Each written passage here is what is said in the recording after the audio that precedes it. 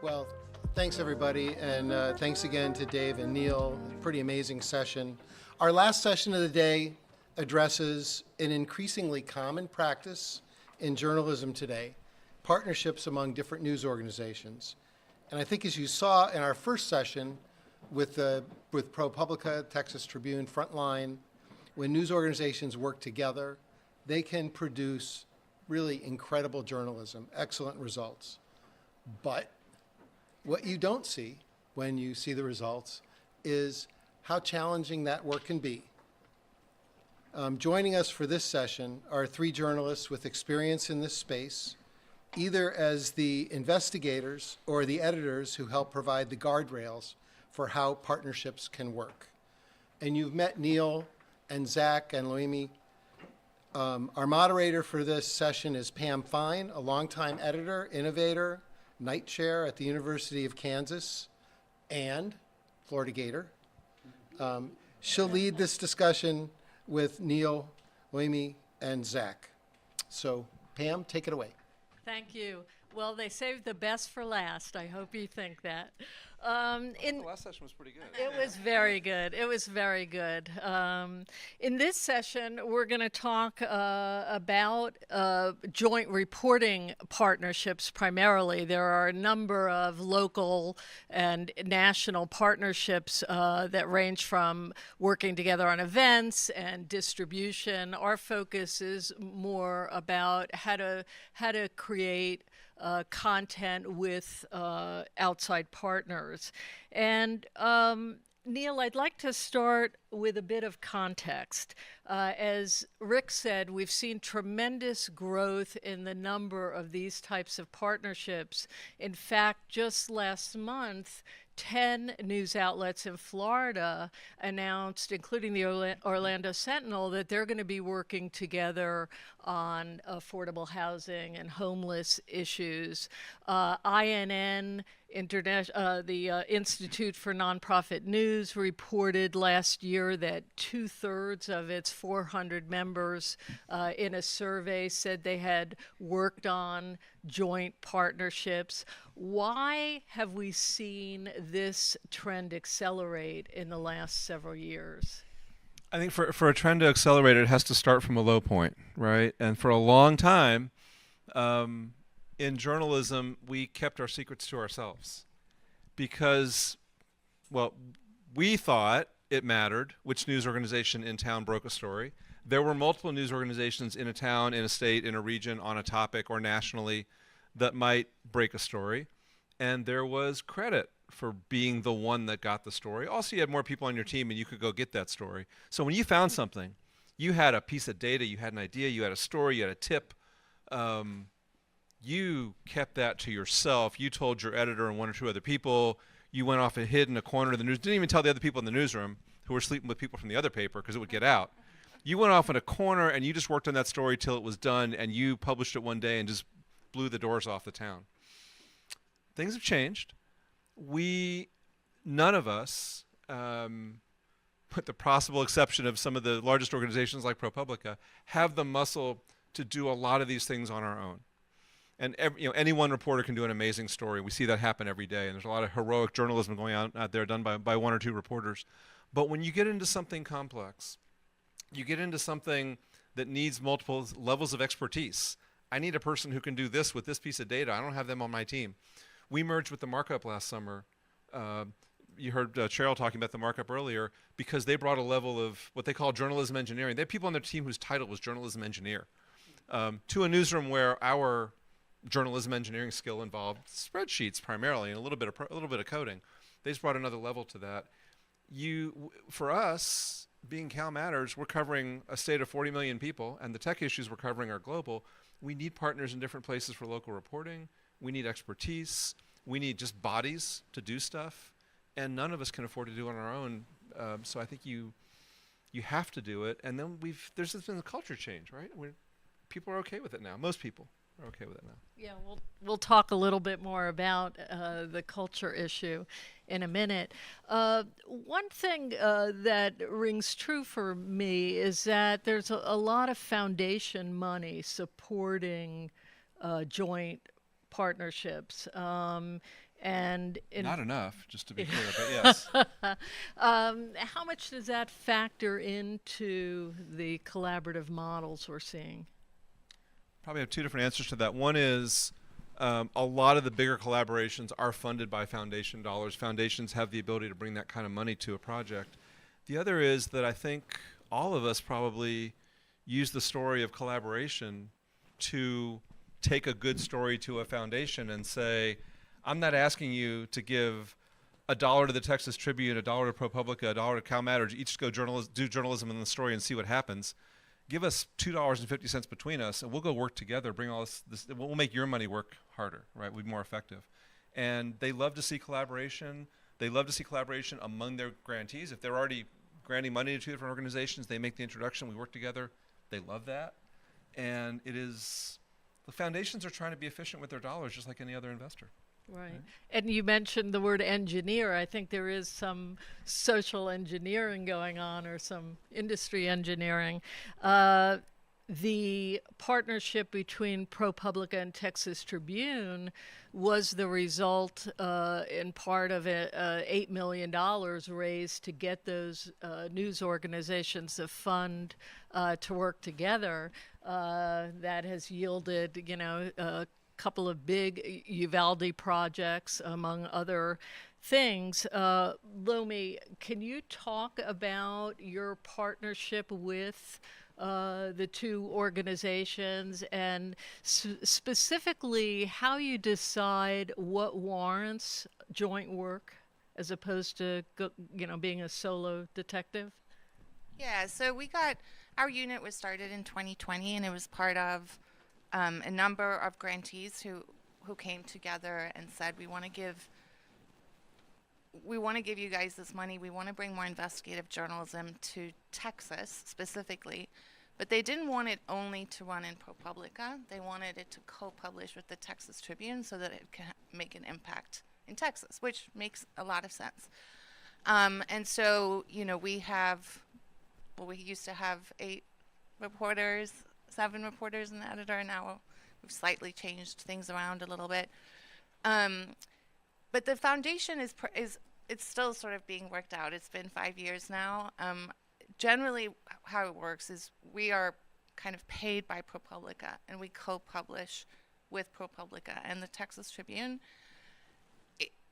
Like I said, it's sort of changed over the years. It used to be that we had a lot more, like, both Geo Texas Tribune and ProPublica editing. Now I think it depends on whether we, like with Zach, partner with the Texas Tribune partner that then kind of brings in more Texas Tribune editors.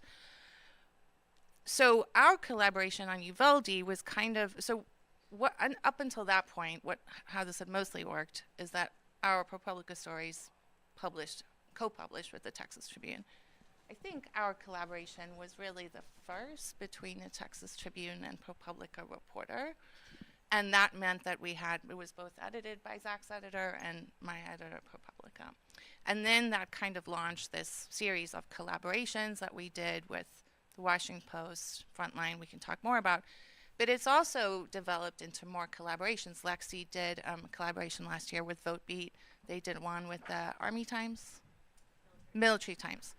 And now, as part of our new grant that we just got, it's actually emphasized that collaboration more. Now there's sort of one spot on our team that is permanently allocated for a kind of rotating Texas Tribune reporter to pitch projects that'll be dual edited by ProPublica and run also in ProPublica. So it's kind of taken many forms as we all figure it out.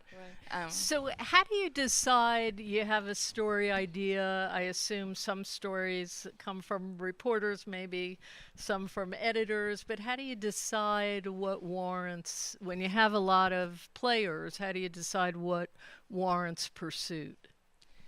So I think we're still deciding that because, like I said, really we're just co-publishing before, and now we're really collaborating. But Uvalde is an example of that. So maybe you can talk about how we started, kind of, and how we had to pitch that. Yeah, I mean, the Uvalde one was a natural one to partner on, I think, and the partnership started really with Lomi and I, and even that was sort of natural. Lomi and I had known each other for years. We used to work together at the Houston Chronicle.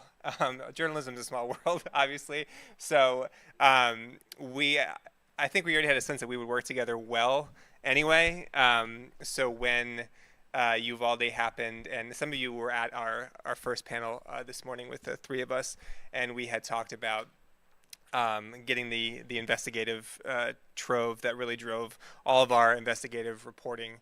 That was such a huge volume of information that it had to be a team project, no matter what team it was going to be. I knew it was definitely going to have to be at least us and probably very many other people. So that was the Texas Tribune and ProPublica. Getting the Washington Post was the first other news organization that we worked with. That was an interesting one because that collaboration came out of a sense of at this point, the three news organizations were in a highly competitive news environment. Obviously, many news organizations were covering the Uvalde shooting. The Post had reporters on the ground still. We partnered with them towards the end of 2022, so about 6 months after the shooting. There was a sense that they had some of the same material that we did, but it wasn't clear to us like how much that they did. And they certainly were talking with some of the same sources that we were. And some of our editors sort of got together and said, maybe we should partner on a story, in part because we should pool our resources together because as Neil said, even the Washington Post doesn't have tons of reporters to throw at one small part of what is their reporting. And also because, and Lomi had mentioned this at our earlier panel, there are only so many sources in Uvalde, and we're sensitive to the fact that these families have already done several interviews, and it made more sense to get together and limit the number of times we are reaching out and approaching them to do these interviews. But I'm curious, in our pre-call I did with you, you talked about, that moment when you have to decide, or, somebody decides, maybe it's above your pay grade, that you are going to work together with Washington Post reporters, you're going to share information, and there's a moment where you have to, sort of. That was very much an editor decision, and it reflected in the first call we had. Everybody was, none of the reporters were happy. Yeah. We did not want to be working together. Yeah, that was, we learned a lot from the partnership, and I feel okay being candid with it because in the end it was a very good and we all friends now. Story. Yeah, they're very talented. Can you go back to why you didn't want to work together? Well, because of what you said. Yeah. We had stuff, they had stuff. No one was being totally honest. We were like, we have this, what do you have? But nobody was communicating initially. We felt like we were being told to do this. We didn't quite understand why. We didn't have clear directions, and so we were sort of cagey. Yeah, and no one knew how much to share with each other, and it was just weird. A really awkward first. Very much, and but we figured it out, and that was the important part. Yeah. Right. So Neil, let me ask you about that because when you and I came up, it was the lone reporter, that image of us as, people who are going to maybe work with a colleague in our own newsroom, but that we're going to dig deep, we're going to get information, we're going to beat the competition. Now, all of a sudden, we're asking reporters and editors to be team players. How do you hire for people you want to do that? And what kind of culture do you have to create to get even, within the last couple of years, these two reporters are saying, they had to change their thinking to get over that hurdle. I think there are different levels here, right? When you're talking about the Washington Post, the New York Times, ProPublica, big national news organizations, it's harder, right? And everybody's cooperating now in various ways, but there is more of that tension. Somebody's going to get the Pulitzer Prize. That's only going to be one of us, right? Or we're going to have to share it. Doesn't that suck? I think once you get below, it's great. Once you get below that level, for us, when we're talking about something going on in California where, somebody else has access to something. I love what you said about people being victimized by being interviewed again and again and again in a small town situation. There are things like that that make it just seem natural. And I don't know, we haven't had a lot of pushback. We've had some, right? Reporters get antsy about this sometimes, especially if they think they own something, they got something. But generally, you're going to get two things out of a collaboration. First of all, when 30, 40 years ago, when you wrote your story for your local newspaper and you filed it with your editor, you were done. You went downstairs to the bar and they came down an hour later. That story got manufactured and distributed to everybody in town. Everybody read it, you thought, and you were done. You write a story today, and you said this, it's got to get out there, right? One of the reasons ProPublica wanted this partnership was so people in Texas would see it, because the Texas Tribune reaches a bunch of people and it gives stories to all these other publishers around Texas. We are as concerned with getting the story out as we are with reporting it. So if we report a story and nobody else is using it, nobody else is sharing it, we published a story this morning the Markup has been working on for a long time that started as a story from the Fuller Project and evolved into a group thing that we ended up publishing this morning about dating services right in time for Valentine's Day, because we know how to make Valentine's Day miserable. Part of the appeal now is reach. So the CBS reporter that Dave talked about, she is an investigative reporter at the CBS station in Sacramento, which is owned by CBS. So they and the other two CBS-owned stations in California work together. She does investigative work for all three. She came to us really excited about digital democracy. We came to her really excited about the audience CBS News has in California, right? And her journalism. And she has partnered with different people on our staff to take stories that we've done and help us rethink them for her audience in different ways. And it's a reporting collaboration, but it's a production distribution collaboration. I think a lot of the appeal here is partner with a bigger organization so they'll run the story, you'll get it out there, right? Mm-hmm. And you won, am I right, a National Headliners Award for a project on wage theft by employers with the local CBS station. Yeah, we've done a couple of things. Actually, in cooperation with her, we won our first Murrow Awards, which are regional Emmys, regional Emmy Awards, which is not something a bunch of print reporters would have thought they were going to get ever in their lifetimes, right? But the work that we're doing, because it's going into different media, is going into different competitions. Which is great. You don't do this for the awards, but they're nice to have. But it is so much about partnering with somebody who's got not only the reporting resources, but the audience. I'll give you another example real quick. January 7th, the fires broke out in California, the big fires in Los Angeles. The morning of the 8th, in a series of text messages among the public TV station in LA, the two public radio stations, and Cal Matters, we came up with a joint newsletter. Let's get all the information people need to survive these fires, all file it to the same place. One person go through, clean it all up, and edit it, and give it back to everybody. And we'll send this newsletter out to all of our audiences, which between us is three-quarters of a million people, something like that.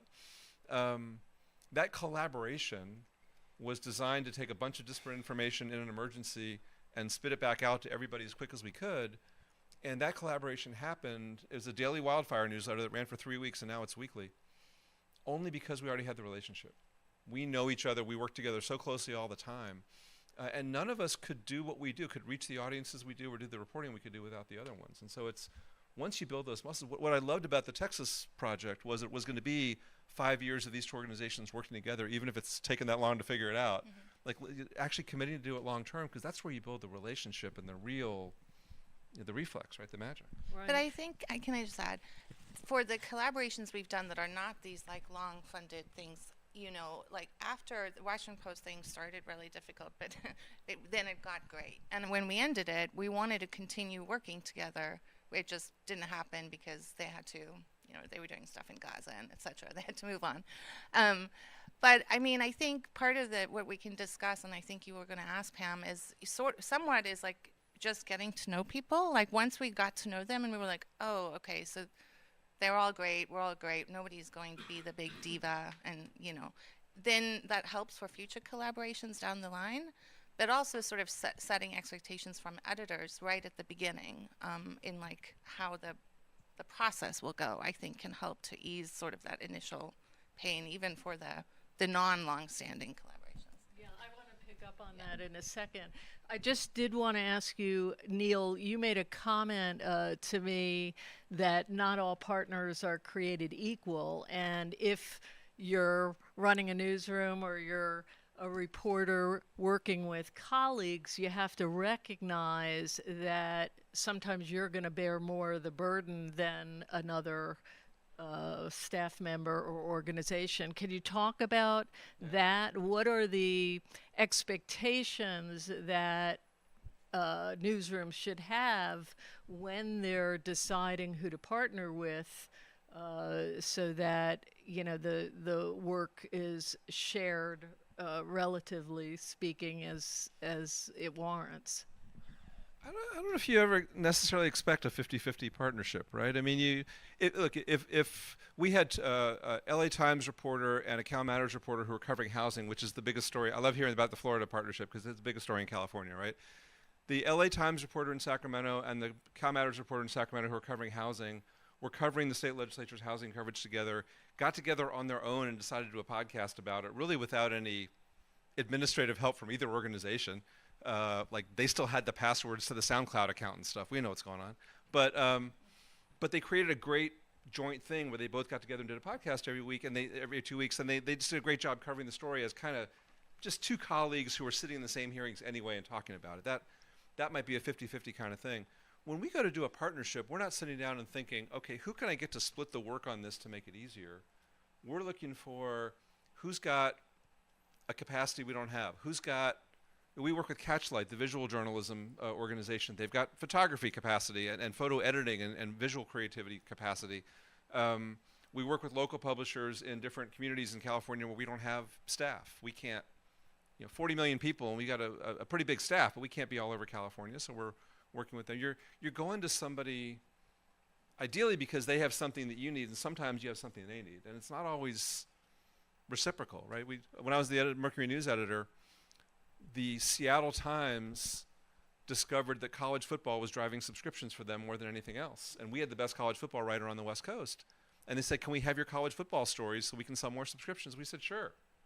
Like, here. Wait, well, what do you want for them? I don't know. Like, we'll figure something out later. Buy me a beer. Like, it doesn't have to be 50-50. Sometimes you want more people to see the stuff, and it's going to help some other news organization. One of the selling points of Cal Matters, of digital democracy to the funders, is that if we can help local news organizations do good local stories about their legislators, they will be more relevant to their communities. I don't know, I mean, it benefits us, I guess, because more journalism is getting done out of our data, but it's just, let's get more journalism out there. Okay. So picking up on the idea that you have to have good planning, good communication, Zach, I'm wondering if you'd go back now and call up those slides that we saw before, in which you talk about the need for very good organization. But can you and Lomi talk about, how do you get started? How do you make sure the editors are in sync, the roles and responsibilities and the structures and workflows, all the things that have to come together?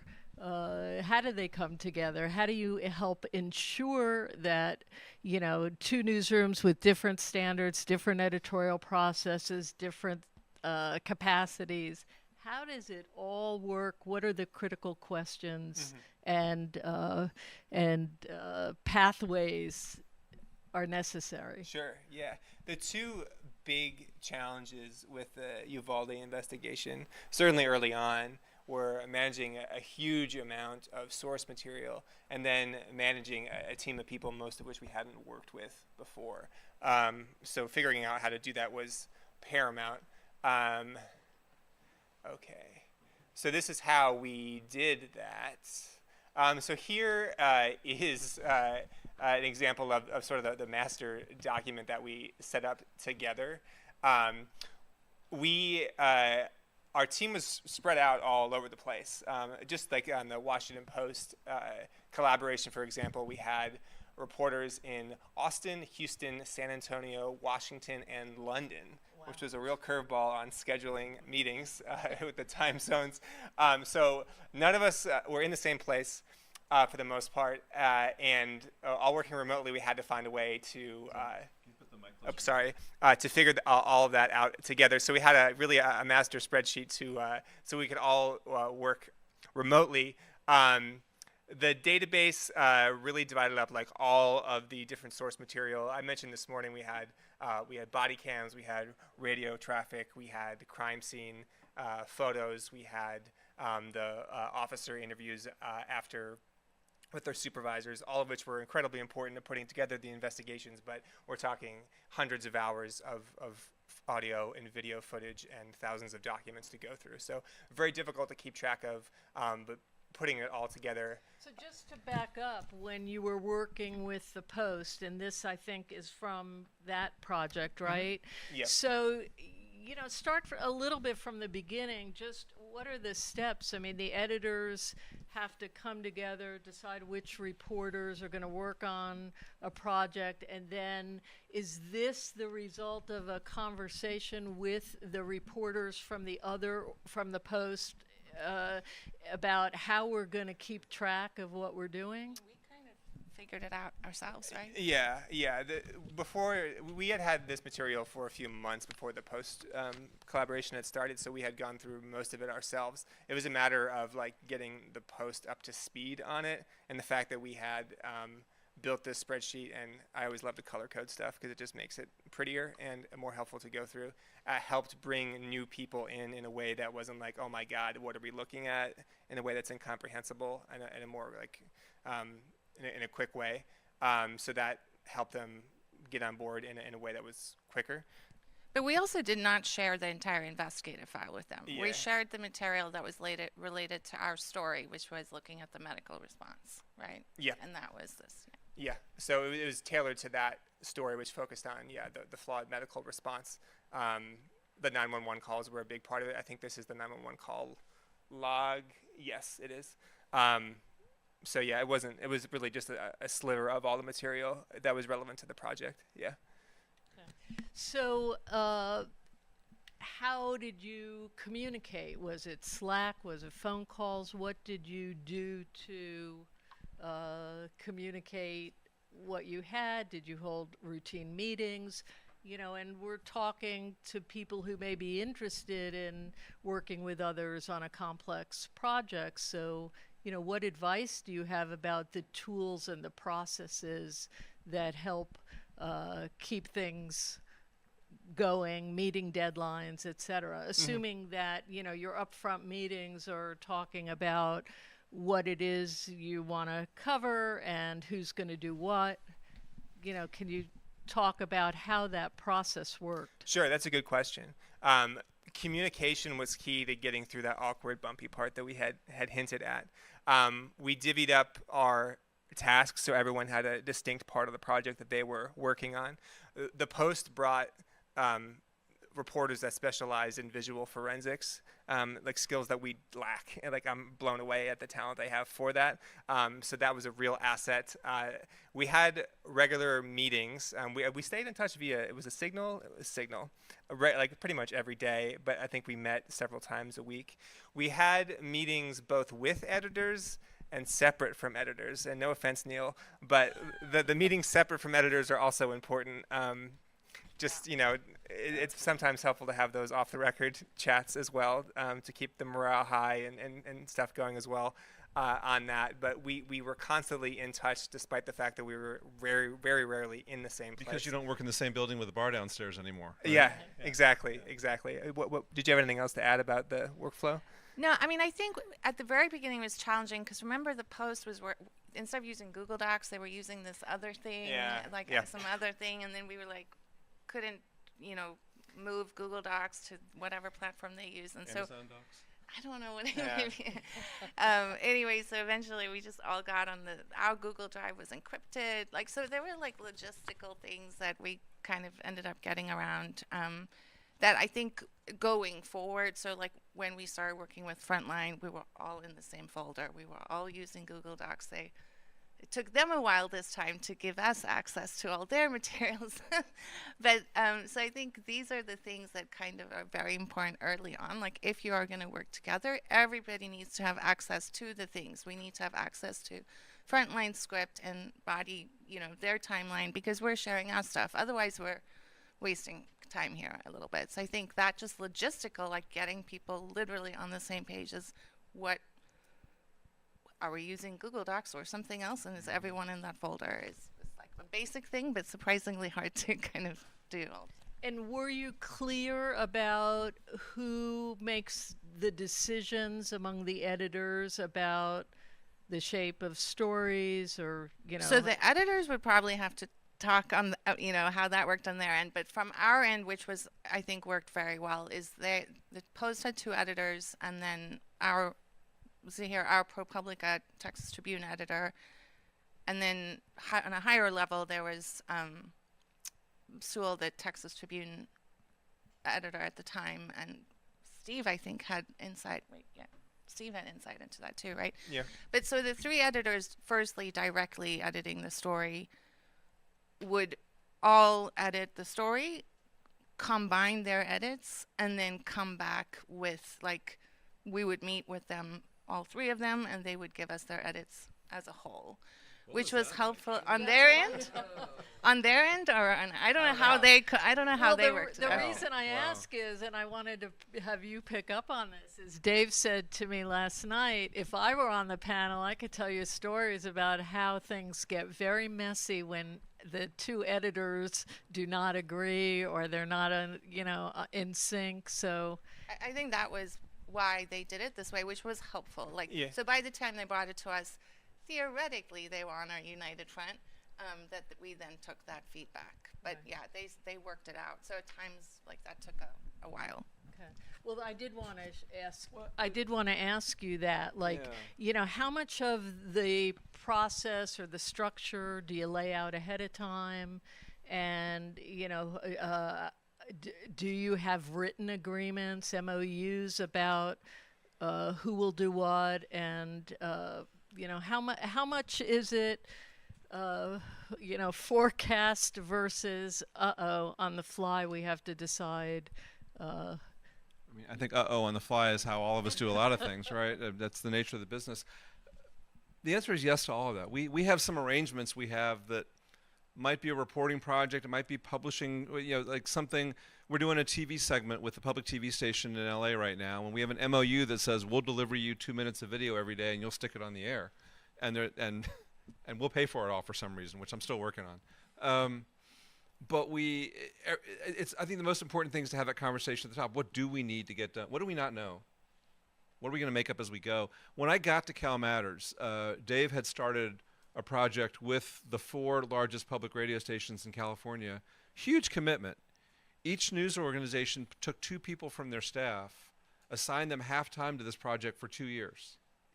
So you had a team of 10 reporters from 5 different newsrooms working on this project about what happened to the California dream, right? People used to go to California to achieve the California dream. Now you come to California and have to work 3 jobs to be able to survive. The key to that, I learned from Dave on day 1, was there has to be one person in charge. And the brilliant thing they did on that project was they hired an editor to run that project who was not one of those 10 people. It was an 11th person. Came out of one of the newsrooms, but was taken out of that newsroom, put on that project, not allowed to work on breaking news in that newsroom or anything else, just focus on that project. But then the editors had to trust that. She's great. But you had to trust her. And you had to be okay with, she's going to edit stuff that shows up on my pages, and I can fix something or kill it if I need to, but the goal here is for me to be okay with it, right? That's hard for different people to do.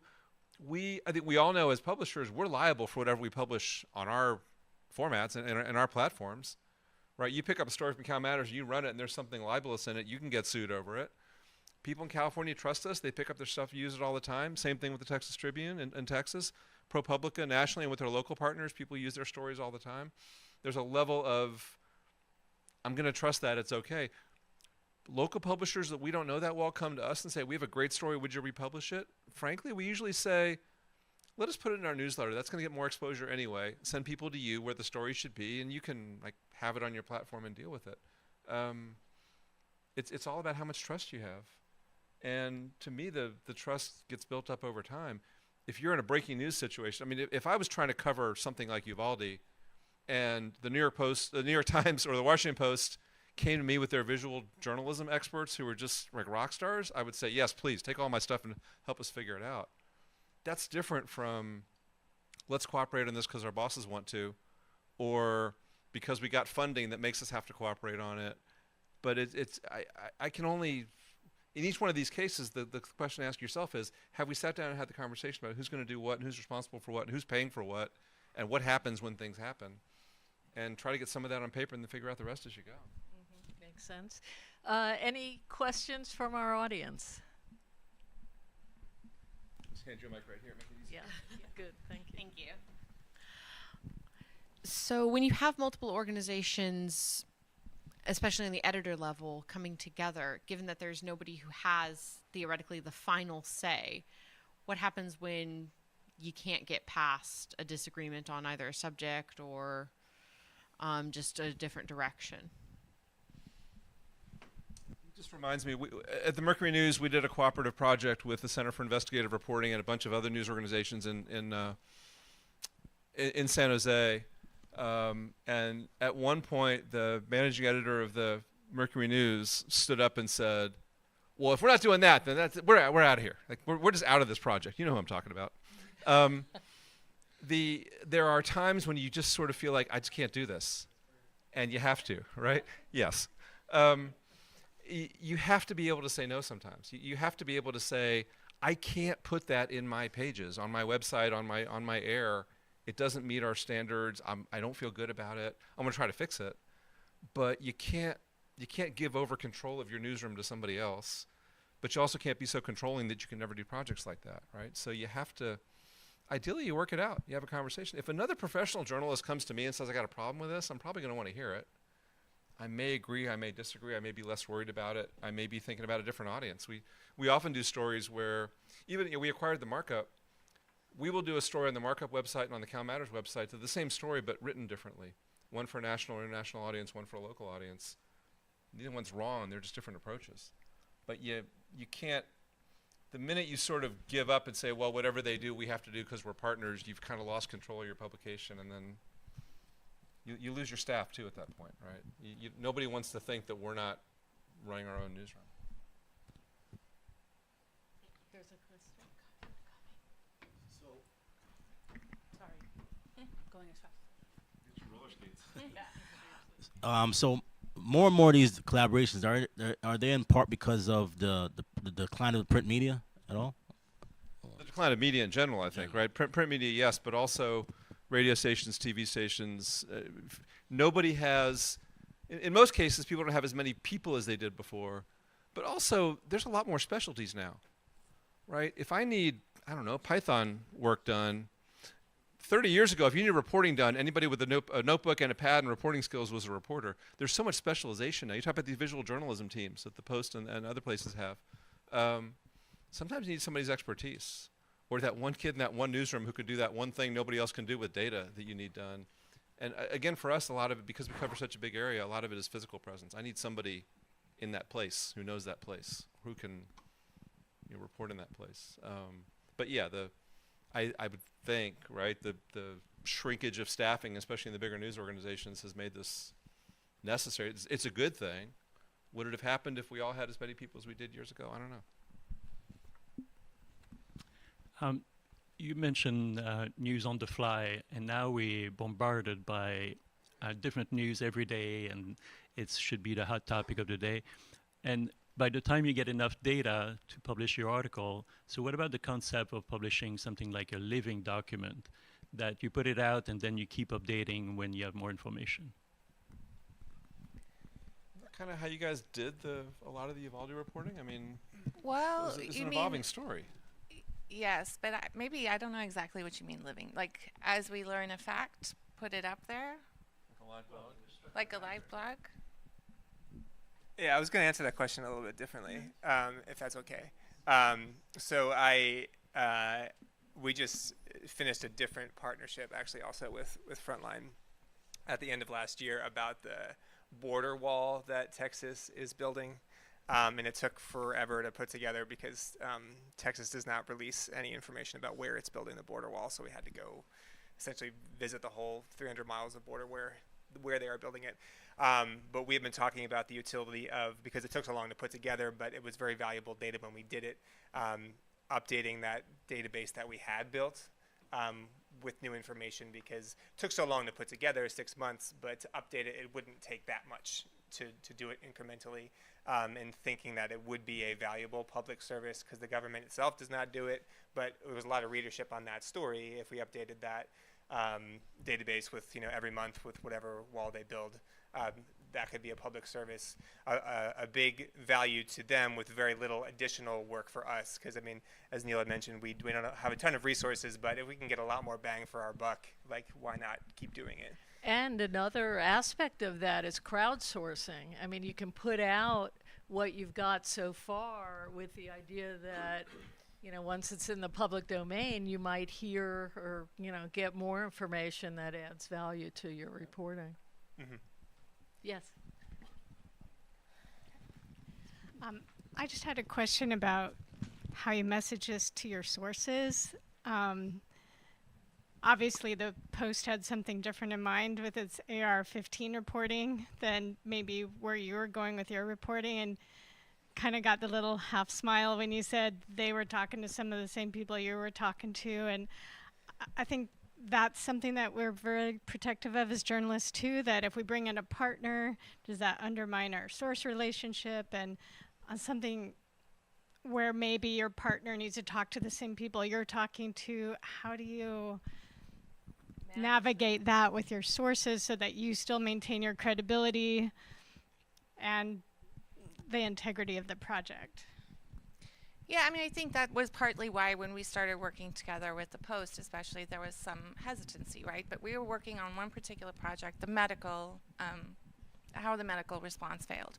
And so we shared that material and, greatly benefited from their visual forensics team, who was able to put together stuff that we never could.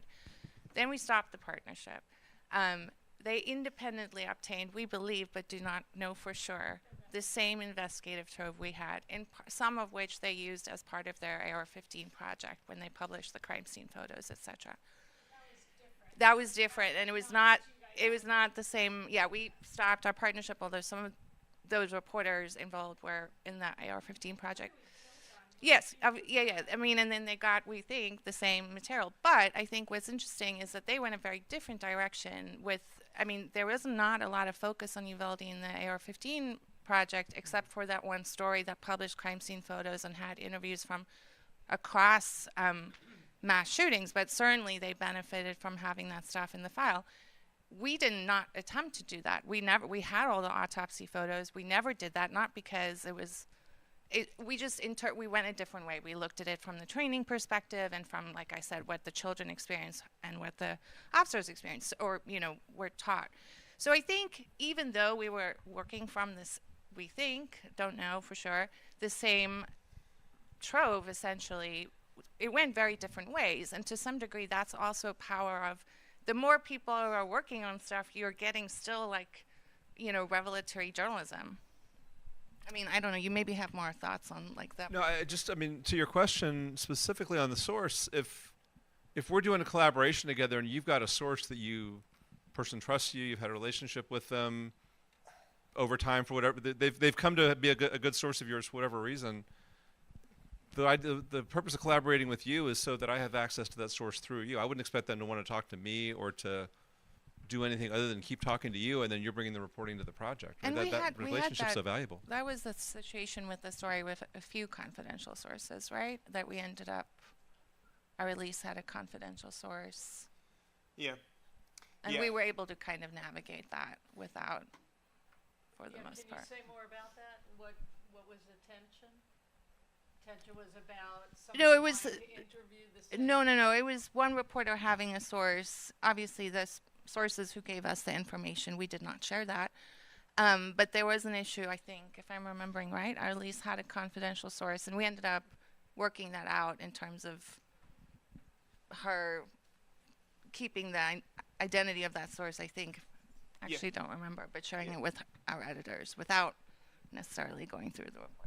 Yeah, the one thing I was going to add related to your question was sometimes as reporters we don't fully appreciate how sources in the community view news organizations differently, and that does come out in partnerships. Sometimes in my reporting, it happened in Uvalde, it happens some other times with partnerships with ProPublica, and it definitely came out with the partnership with the Post, where people were more willing to talk with us because of the affiliation with the Tribune than the affiliation with ProPublica because of people's perception of ProPublica nationally. I mean, we're essentially the same reporter, but in the public consciousness, people think differently, and that does sometimes matter when you are pitching someone who has no idea who you are and you never met before. So, But there's also, to Neil's point, I think, I mean, that's the benefit of partnering with local organizations who are well-sourced in the community and are trusted and are not coming in from New York, you know, to do what New York people do. But you know, that goes back to my question about, you know, CBS in your market is also competing with you. Even you may be working on the same story at the same time. I'm going to argue that they're not competing with us, right? So we could double our page views tomorrow. It wouldn't change our financial picture. We're not advertising driven. CBS has a business. I mean, Paramount has a business, I guess, and CBS is tagging along now. But our goal is just to make Californians more aware of what's going on in the state government and give them more ways to engage in it, hold government accountable. If we can do that by getting that stuff on our website, that achieves our mission. If we can do that by getting our stuff on CBS TV, that achieves our mission in a different way. Maybe, you know, fewer minutes it might take you 20 minutes to read one of our stories and you might see a 30-second story on TV, but many more people might see that 30-second story on TV. So for us, it's all additive. Once in a while, somebody picks up one of our stories and doesn't get the byline right or uses their byline or something like that. And, of course, the reporter's like, hey, that was my story. And we'll call them. We'll try to get it fixed. Remember, our main mission is to get it out there. And the next mission is to get credit for it, which we all want. But it doesn't feel competitive unless you're in a situation where somebody's, you know, you feel like those 3 TV cameras banging on the door are going to keep that person from coming to the door when you wish you could go up there quietly and have a conversation with somebody. But that's not it. That's just sort of reporting in the field. That at the corporate level, I don't think we're competing at all. Other questions? I have one. So in talking about guardrails, you put on a partnership, one topic that I don't think has come up at least directly. So you're working on investigative stuff, and a lot of times, well, all the time, it's going to be lawyered, right? And so have you been in situations where the lawyers for 2 different news organizations have disagreed on a fact in the story, on a headline treatment, and how do you resolve those?